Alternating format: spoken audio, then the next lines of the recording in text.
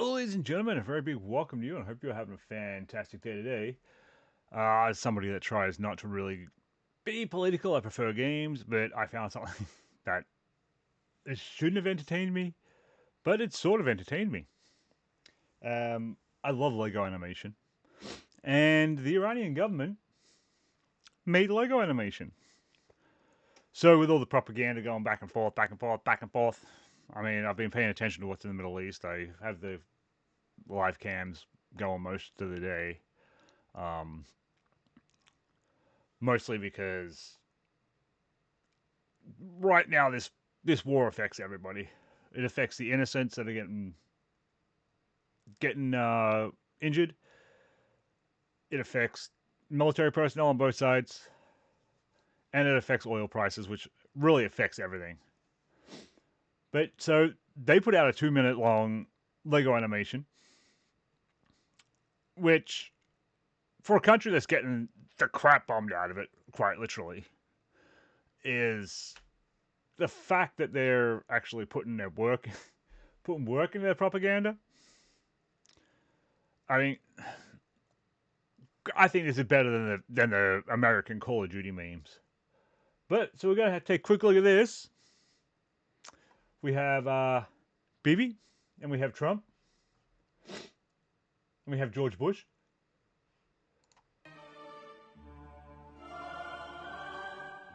And we have the Epstein files. So you can tell that they've been like listening to Americans who are basically saying that the Epstein files is what started this whole thing. He's sad. But the work that they put into this,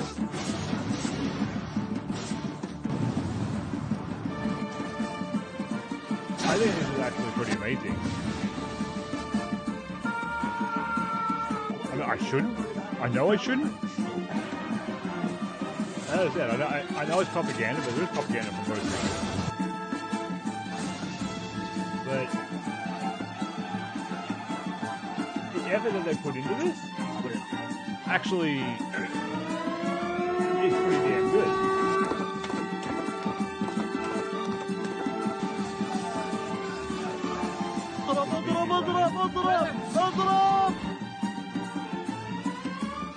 I mean, I know people are getting killed in that, but at the same time, like I said, propaganda-wise, this is actually pretty fire. It really is.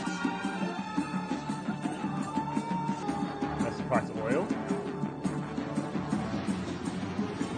I didn't think they shut down the movie. I know they shut down a couple of Israeli drones. Good old Reaper.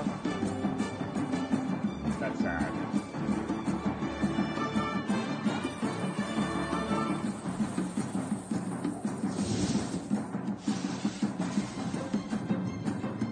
And it's just like, as sad as it is,